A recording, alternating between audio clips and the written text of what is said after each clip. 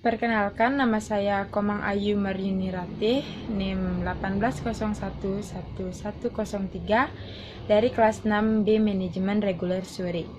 Baik, di sini saya akan menjelaskan materi mengenai ketentuan pajak progresif atas pajak kendaraan bermotor. Pajak progresif merupakan tarif pemungutan pajak dengan persentase yang naik dengan semakin besarnya jumlah yang digunakan sebagai dasar pengenaan pajak dan kenaikan persentase untuk setiap jumlah tertentu setiap kali naik. Dalam sistem perpajakan di Indonesia, terdapat dua jenis pajak yang menerapkan sistem pajak progresif, yaitu pajak penghasilan dan pajak kendaraan bermotor. Pajak kendaraan bermotor progresif adalah tarif pemungutan pajak kendaraan bermotor atau PKB dengan persentase yang naik dengan banyaknya jumlah kendaraan yang dimiliki sebagai dasar pengenaan pajak. Intinya, jika mempunyai lebih dari satu kendaraan atas nama dan alamat yang sama, hitungan pajaknya jadi berbeda. Materi berikutnya yaitu yang pertama, pengenaan pajak kendaraan bermotor di Indonesia. Kebijakan tarif pajak kendaraan bermotor ini diarahkan untuk mengurangi tingkat kemacetan di daerah perkotaan dengan memberikan kewenangan daerah untuk menerapkan tarif pajak progresif untuk kepemilikan kendaraan, kedua, dan seterusnya. Pajak progresif kendaraan bermotor ini dikenakan dengan alasan untuk memenuhi rasa keadilan dan mempertimbangkan asas kemampuan lebih wajib pajak dan atas kepemilikan kendaraan bermotor, kedua, dan seterusnya. Alasan ini muncul ke depannya untuk mempersiapkan pemerintah dengan transportasi umum dengan makin tingginya angka kepemilikan kendaraan pribadi. Tanda dikenai pajak progresif adalah adanya kode berupa angka di bagian atas STNK. Kalau terdapat angka 003, berarti Anda terkena pajak progresif ketiga. Kalau 004, berarti pajak progresif keempat, dan seterusnya. Kode itu sekaligus menjadi bukti pembayaran pajak progresif kendaraan bermotor. Pengenaan pajak bagi kendaraan tercantum pada Undang-Undang 28 Tahun 2009 tentang pajak daerah dan retribusi daerah. Undang-undang ini berisi jika kepemilikan kedua untuk pembayaran pajak terbagi dalam 3 jenis kendaraan, yakni yang pertama, mempunyai kendaraan roda 4, yang kedua, mempunyai kendaraan roda kurang dari 4, yang ketiga, mempunyai kendaraan roda lebih dari 4. Misalnya, dalam satu rumah kamu mempunyai satu motor, satu mobil, dan satu truk. Kendaraan-kendaraan tersebut terdaftar atas nama pribadi, maka kendaraan-kendaraan tersebut termasuk dalam kepemilikan pertama. Alasannya karena berbeda jenis kendaraan. Jadi, kamu hanya wajib membayar pajak progresif pertama.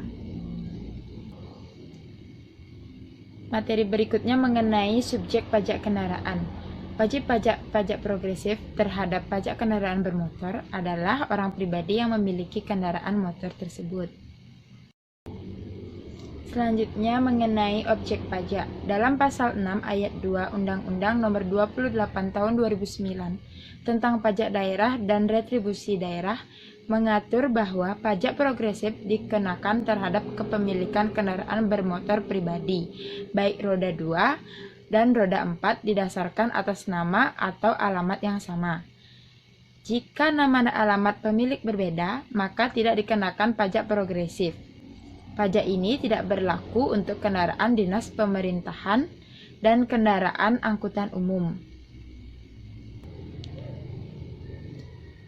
Materi yang keempat yaitu rumus perhitungan pajak progresif atas pajak kendaraan bermotor. Beberapa hal yang harus diperhatikan dalam perhitungan pajak progresif. Yang pertama, ada dasar pengenaan pajak.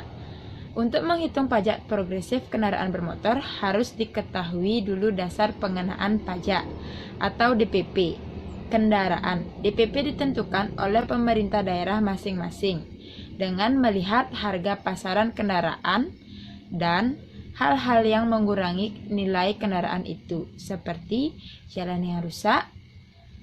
Dasar pengenaan pajak kendaraan bermotor adalah hasil perkalian dari dua unsur pokok, yaitu yang pertama, nilai jual kendaraan bermotor atau harga pasaran umum, dan yang kedua, bobot yang mencerminkan secara relatif tingkat kerusakan jalan atau pencemaran lingkungan akibat penggunaan kendaraan bermotor yang dinyatakan dalam koefisien yang nilainya 1 atau lebih besar dari 1. DPP sama dengan nilai jual kendaraan bermotor atau NJKB dikali bobot yang ditetapkan per GUP atau bukan nilai jual di pasaran.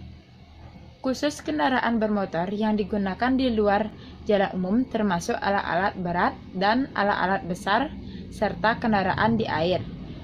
Dasar pengenaan pajak kendaraan bermotor hanya NJKB. Yang kedua ada tarif pajak kendaraan bermotor. Mengambil contoh penerapan pajak progresif atas pajak kendaraan bermotor di DKI Jakarta, Pasal 7 Ayat 1, Perda DKI Nomor 8 Tahun 2010 ditetapkan sebagai berikut. Yang pertama, 1,5% kepemilikan kendaraan bermotor pertama. Yang kedua, 2% kepemilikan kendaraan bermotor kedua. Yang ketiga, 2,5% kepemilikan kendaraan bermotor ketiga. Dan yang keempat, 4% kepemilikan kendaraan bermotor keempat dan seterusnya.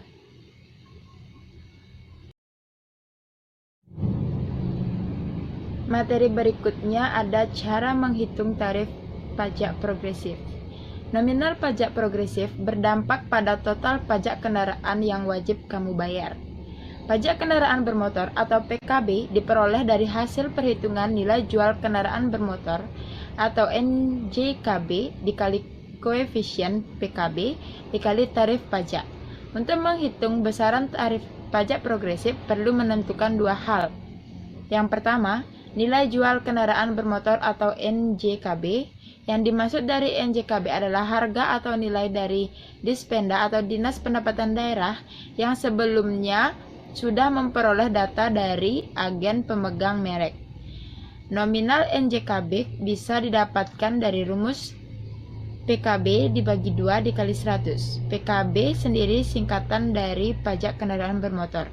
Biasanya terdapat di lembar bagian belakang STNK. Yang kedua ada efek negatif atas penggunaan kendaraan. Nilai yang ditentukan biasanya 1 atau lebih. Hasil NJKB yang sudah diperoleh coba kalikan dengan persentase pajak progresif berdasarkan urutan kendaraan yang dimiliki, kemudian dapatkan nilai sumbangan wajib dana kecelakaan lalu lintas jalan atau SWDK-LLJ agar bisa memperoleh hasil pajak progresif tiap kendaraan. Materi berikutnya mengenai pelaporan pajak kendaraan bermotor. Untuk menghindari terkena pajak progresif, lakukan proses balik nama kendaraan kepada orang yang akan membeli kendaraan Anda. Setelah itu, Anda dapat melaporkan ke Sistem Administrasi Manunggal Satu Atap atau SAMSAT Dinas Pelayanan Pajak Pemerintah Provinsi tempat kendaraan bermotor yang telah dialihkan tersebut terdaftar dan dilakukan 30 hari setelah pengalihan kendaraan bermotor. Untuk melakukan proses balik nama kendaraan, Anda harus mengajukan surat pernyataan yang tersedia di SAMSAT terkait. Setelah surat pernyataan tersebut diisi dengan lengkap dan benar, ditandatangani di atas materai, serta dilengkapi dengan fotokopi KTP dan kartu keluarga. Materi yang terakhir yaitu cara praktis membayar pajak kendaraan menggunakan sistem online. Kemudahan transaksi online sebagai dampak dari kemajuan teknologi ternyata membawa banyak manfaat. Apalagi dengan adanya imbauan untuk meminimalisir kontak fisik demi mencegah penyebaran virus. Proses pembayaran pun jadi lebih mudah, aman, dan cepat dibandingkan dengan cara konvensional. Kemudian, transaksi online juga berlaku saat kamu ingin membayar pajak motor.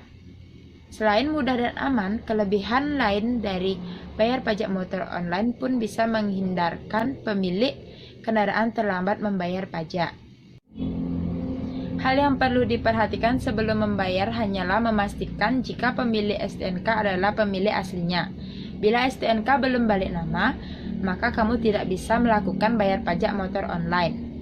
Di bawah ini ada beberapa cara membayar pajak motor secara online, yaitu dengan menggunakan aplikasi Samsat Online Nasional.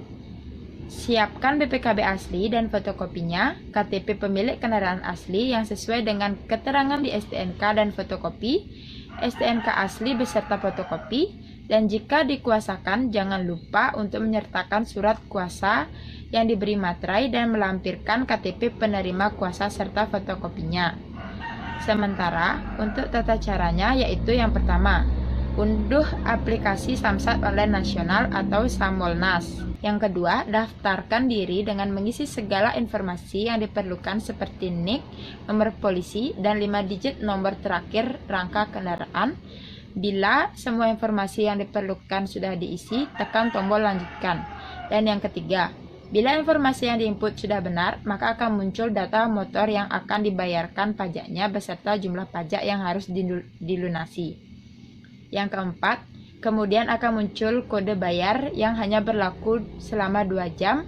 Bila kamu melewati batas waktu tersebut akan dianggap gagal dan perlu mengulangi proses dari awal lagi. Dan yang terakhir yaitu bila pembayaran sudah berhasil, maka akan muncul ETBPKB dan pengesahan STNK yang biasanya berlaku 30 hari.